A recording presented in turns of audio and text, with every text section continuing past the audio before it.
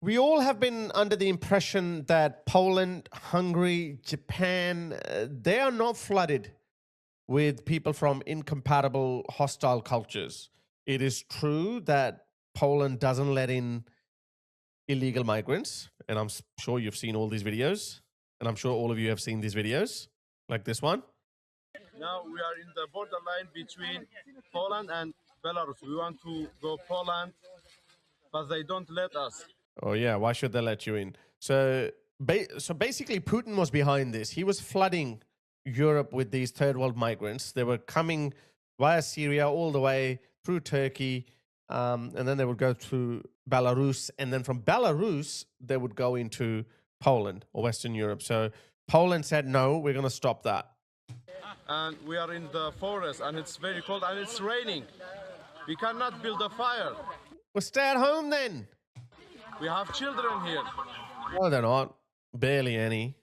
They will be dead in the morning, really. And we need help. And it's very cold. My wife is sick. We need help. We want to go Poland. Tell them. They don't let us. Hey, Poland, don't let them in. They said if I go to Poland, they will hit me. Or So as they should. they will kill me. Really. I'm going to Poland. Why are you going to Poland, bro? Like, see the entitlement? Like, oh, you have to let me in. Why? Why you just have to let me in? Who are you to stop me? Like, who are these people? Maybe Germany, maybe somewhere to have a good life. Yeah, nah. We've seen what happens once people come in. Have a listen to Dominic. I can never pronounce his last name. So this is what he's saying about illegal migrants. Zero illegal migrants. Like zero means zero. We do not let anyone in. It's just a fact. So what you can do as a Europeans, you have to push your politicians and say, be like Poland. Zero means zero. What do you think of the fact that many other European countries call you a racist or a fascist? I don't give a single fuck. I don't give a shit.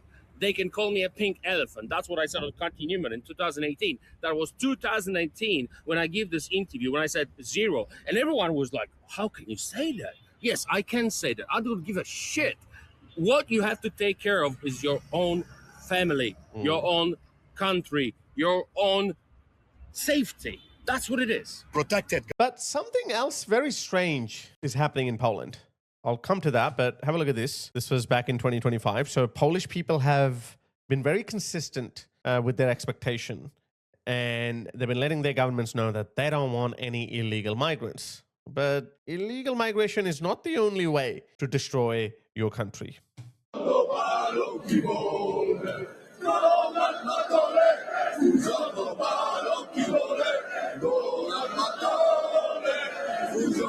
So we've seen many of these videos where people are just saying no to mass migration.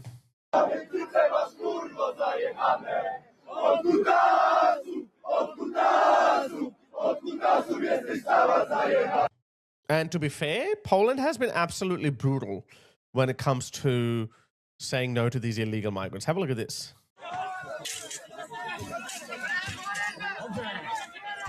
Look at this. Look how entitled they are. What's this? That's a weapon. And they're throwing rocks and stones at the guards. So, yeah, look at that. Yeah, that's a very nice way to come in. It's a miracle. I don't know why they don't use live rounds. Look at them. Oh, okay. Okay, that wasn't bad. Yeah, okay, maybe not live rounds. You can use that. A water cannon, spray, bear spray, capsicum spray. I don't know. Rubber bullets will be fine. I don't know why they don't use rubber bullets. Apparently, there was a video clip of a migrant who threw a spear that went through these fences, and it hit a Polish guard, and I think he died. And after that, they just went. Polish guards just went crazy, and I think they're allowed. No, they didn't do anything at that moment, but they passed a law in which it gave Polish guards the power to use live rounds. And I think they might have killed an illegal migrant or two here and there, which is, look, that acts as a deterrent. If I know that I'm going to be shot at, if I go there, then I'll probably won't go there. Look at this. Look, and this is the result. Look how beautiful Poland is. Despacito.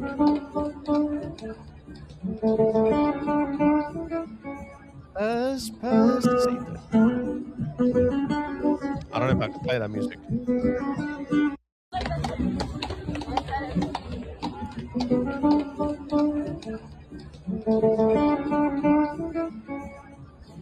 Beautiful. Such a beautiful song. Now, in comparison, have a look at this. I made this video yesterday.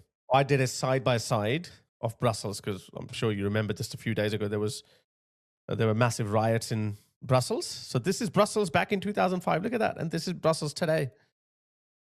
Look at this. It just happened, you know, for countries to go down that much, you need generations or at least, 40, 50 years. But look, this has just happened in 20 years, not even. Probably 10 years. I should have searched for a video from 2015. I think it still would have been okay. I know some people would say, no, the perfect time was in the 90s or the 80s. But look at that. Look at the comparison. And that these are not even the worst pictures from Brussels. Like there were a lot more, obviously. I covered some. So that's the result. But it's not, as I said, it's not just illegal migration that does this to your country. Yes, illegal migration is the worst form of, is the easiest way to destroy your country. I just came across this video by Visegrad, and he's painting a completely different picture because he's saying that Poland is also changing, and we've seen how Japan is changing. The new Japanese Prime Minister Takaishi, I thought I liked her initially, but now we are seeing so many activists coming out of Japan who are whipping up division. And why they're whipping up division? Because people react. People have a right to be angry when they see their country change right before their eyes.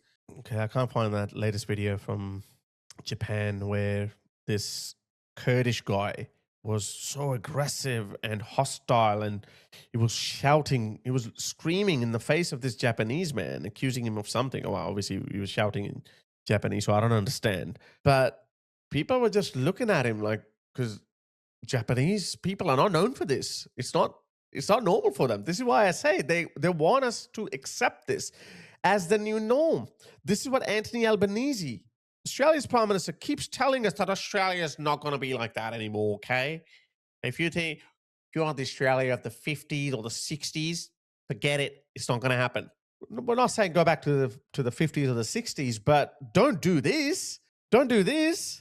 Look at this. Just happened in Burnley right after the Scottish guy, the Scottish guy in Northern Ireland almost got beheaded by a Sudanese migrant. Just 2 days after that, look at this. This is a 17-year-old girl in Burnley, I think. This is Burnley, England. And this random migrant just comes out of nowhere. She didn't make an eye contact, didn't say anything to him, totally unprovoked, walks up to her casually and stabs her in the neck. They want us to accept this as the new norm. Look at this. She just ran off. I'm shocked that, I don't know, like I hope that I don't know what happened to her, to be fair. It just happened. This is right now, like as I'm filming it. This video was leaked barely 12 hours ago. It's been viewed by 2 million people on this channel, 6 million on Tommy Robinson's channel, and who knows how many other people have posted. So millions of people are watching this, and our leaders want us to just accept it. And I think something similar is happening in Poland too. Yes, Poland might be good with illegal migration. Japan might be good with illegal migration, but what about legal migration? Have a listen to Visegrad. Poland has a reputation online of being one of the last countries that is majority Polish, but this is rapidly changing. Over the last few years, hundreds of thousands of work visas were issued every single year, which have opened the floodgates to mass migration from places that are culturally and ethnically very different to Poland. So obviously, we welcomed millions of Ukrainians, workers and refugees, workers who came. A lot of people say, oh, you're letting in refugees from Ukraine, but you have a problem with letting in people from Syria or Iraq. Yeah, of course we have a problem with that. Ukrainians are Westerners. Ukrainians are much closer to Western civilization than the Syrians or the Libyans or any other people from the Islamic world. We shouldn't be hiding now. This is not a race issue. This is purely a civilizational issue grounded in cultural practices, cultural compatibility. Then they try to appeal to your humanity. They say, where is our shared humanity? Shared humanity is a weak glue when cultural incompatibility is pulling us in opposite directions. So that cannot work. Shared humanity doesn't work. These lofty ideals are not working when our girls, children are getting raped, men stabbed, the elderly getting abused. All this on a daily basis, guys. Look, I just made a video. In the last 10 days, we've had 6 migrant-related incidents in Western Europe. 3 in the UK, 1 in France, 1 in Germany that I know of. Okay, there could be a lot more. We wouldn't have known this one, the video that I just played you, because that was leaked by someone from the police department or someone from the CCTV department. Someone leaked it. We didn't know about Henry Nowak. We didn't know about this. So there's nothing wrong with letting in people from Ukraine. I say it all the time in Australia. We should open, if we want migration, Sweden is going down, England is going down, France and Germany are going down. We need to say native French, native Germans, native Brits, native Swedes are welcome. I'd say that. 100% I'd say that. That's not racist, that's culturalist. No one can tell us otherwise. We don't have to feel guilty about that. Between 2014 and 2022, and then from 2022, large number of refugees who came after the full-scale Russian invasion of Ukraine. But in that time space, we've also seen hundreds of thousands of work visas issued from places such as Tajikistan, Uzbekistan. 8,000 Pakistanis, I can tell you, they are not going to enrich you the way you think they will. Well, it actually depends. Yeah, look, no, it doesn't depend. All of them. They're the first generation, even if they are really educated ones, because there are a lot of educated ones that do go overseas, but they're children. The second and third generations, they're going to be angry. They're going to have grievances. They're going to say, "Oh, you white people, you hated us. You were racist," and then they're going to demand equity. They're going to say, "You have generational wealth. You have unfair advantage." It just doesn't work, guys. Multiculturalism does not work unless you put a condition that you're not going to be able to practice your religion, Islam. We're not going to give you halal meat. Put some really stringent conditions on incoming migrants, force them to integrate. So the first generation may not be able to integrate because, old habits die hard, but their children will be forced. Teach them only Polish history or European history from the European perspective. We're not interested in your colonial grievances or your Islamic history or your glorious Islamic path. We don't care. Stick to the Muslim world. Stay there if you're such a proud Muslim. It's the same. That's what you need to do, guys. I don't care. Indonesia, Turkey, it's not personal. Nothing is personal. Sri Lanka, Bangladesh, and now even some African countries. So the ethnic fabric of Poland is changing, and this has happened very rapidly over the time span. I think you should say cultural fabric, because when you say ethnic, then it becomes racist. We're okay with Ukrainians who might be, I don't know if they're ethnically different from Polish people or not, but what about, and if you make that ethnic argument, then that would justify those people in Britain who were protesting against the presence of Poland, which massively obviously backfired because it was grounded in a stupid idea of ethnicity. Poles. Britain? Would you rather have Poles or these Sudanese and Pakistanis and Syrians and Albanians? And who would you rather have? So it was never about the ethnicity. It was always about the cultural practices. Polish people, hardworking people, Christian, they are familiar with Western values. Yes, they're in the East. They're part of the Eastern Europe empire or continent, but they were okay. They would make their second and third generation Poles are, you can barely tell a difference. Of just a few years. And Poles are understandably frustrated and irritated. Mass migration has already led to 2 murders that we know of. Oh. In Toruń, 19-year-old Claudia was viciously sexually assaulted and then stabbed repeatedly with a knife by a murderer who wanted to stab her eyes out so she couldn't recognize him. She died 2 weeks later in hospital in absolute agony. Oh my goodness. Oh my goodness.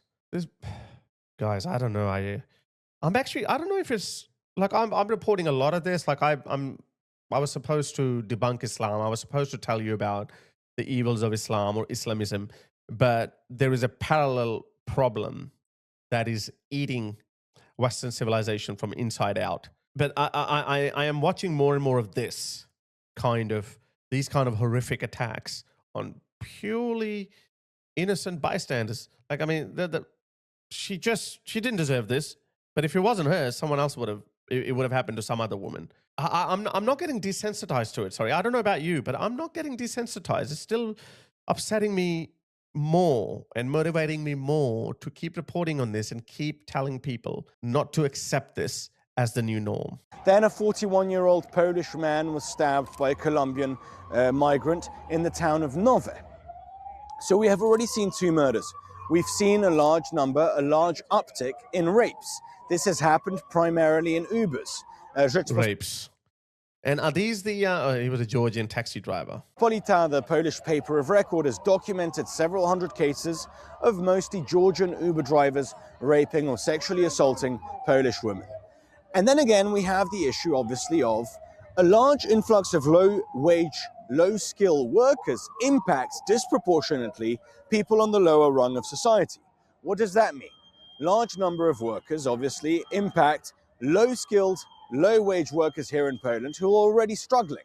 Replace them with large number of new arrivals who are willing to work for even less because they're here just to make money and then send remittances back home, and you get a discontented working class. Ironically, when we were at the counter-protest led by people who claim to be anti-racist, anti-fascist, and openly pro-open border.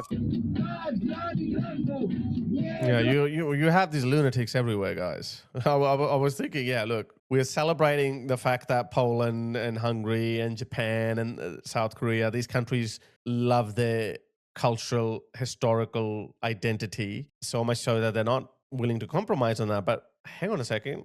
They are part of the free Western world. Well, not necessarily Western, because Japan and South Korea are Eastern countries, but they are part of the free world where they have democracies. So surely democracy will give rise to this lot, this unhinged, crazy, lunatic lot.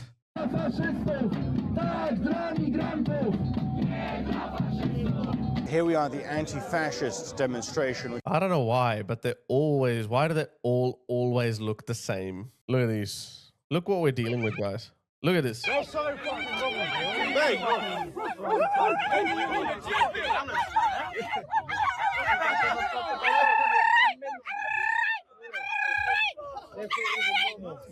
Oh, she spat at him. That's what we're dealing with, guys. That's what we're dealing with. They're everywhere. So why wouldn't Poland have them? Of course, Poland has them too. Which is countering the protest that's being led by right-wing Poles against migration.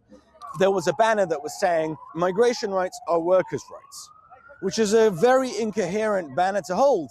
What you end up doing is what we've seen in Western Europe, where essentially low-wage workers from mostly the global south or third world countries, depending on how you look at them, end up becoming the servant class of the middle class and the elites, be it in London, in Paris, in Madrid, or in Berlin. So in fact, there's nothing more racist than wanting to import a class of servants and low-wage workers from the third world. That's actually a very good point. Yeah, that's a very good point. You basically want a slave class that can do your bidding, that can clean your house for a much lower wage, they can give you your Uber foods delivery. Well, good point. I don't know this guy's name. I always call him Visegrad. You kick every Latino out of this country, then who is going to be cleaning your toilet, Donald Trump? Oh. Look, how disgusting is that? This actually reminds me of South Australia's premier. How condescending is this? Listen to this. My message to One Nation voters is, who's going to feed you and bathe you and wipe your bum when you're 90? Who's going to wipe your bum when you're 90? Let's bring in these people from third world countries. Let's import this slave labor. That is so racist. I've actually made that point before. I remember when I reacted to that video when that came out.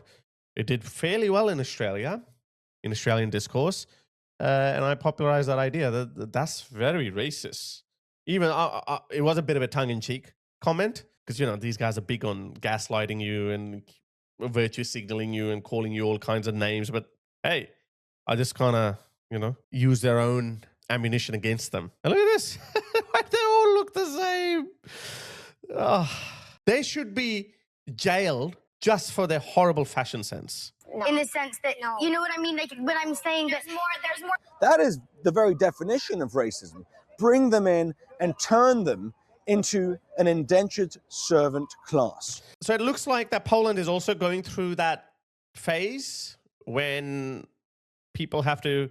Actually, I'm actually surprised that in this day and age there is a country that is debating this, because I think the debate is done and dusted. Just look at Germany, look at France, look at Britain, see what happened. This is actually the reason why Australia is waking up.